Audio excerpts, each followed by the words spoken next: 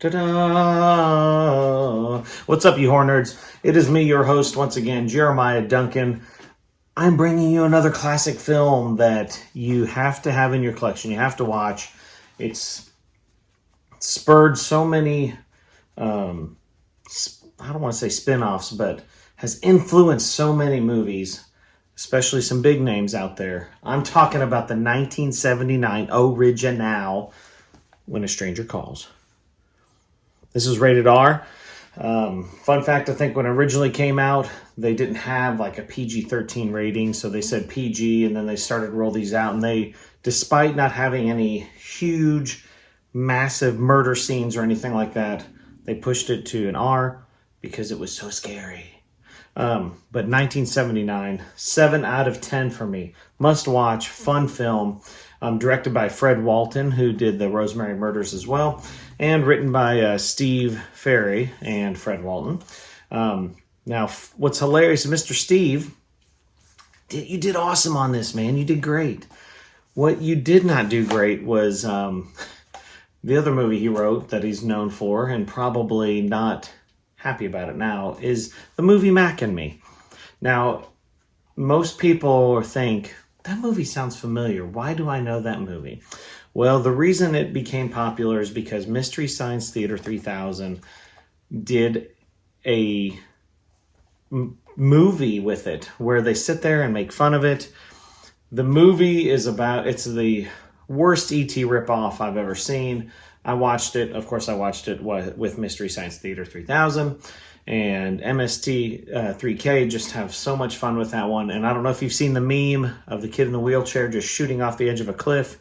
That is from this movie. And kudos to you, Steve.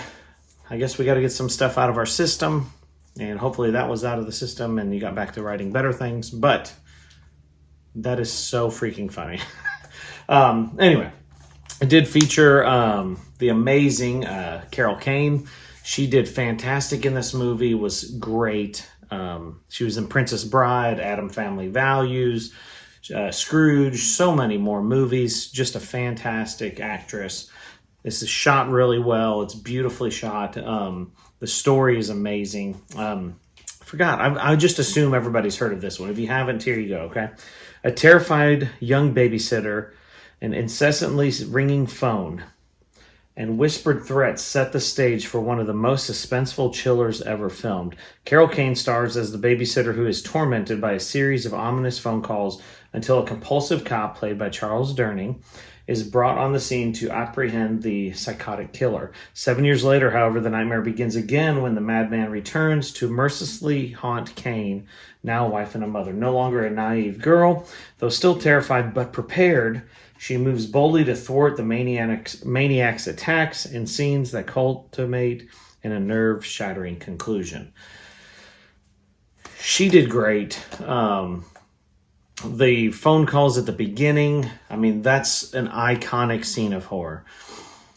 I thought it was pretty cool, and I read about this, where how when the phone would ring, every time it rang, they actually increased the volume of the phone ring to where it's almost just so loud when you're watching the film. At the end, you're like, God bless, like, it's loud, it's startling.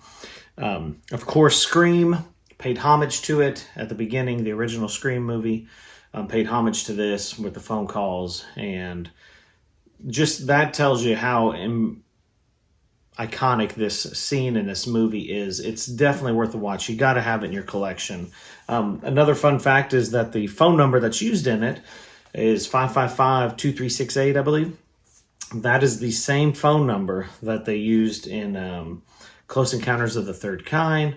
They also used it in Ghostbusters, and there's also several other movies that have used that phone number for, hey, give me a call at blah, blah, blah, blah, so pretty cool. There's connections to, it's like the 6 degrees of Kevin Bacon or whatever, like everything connects in the cinematography, filmography, makeupography.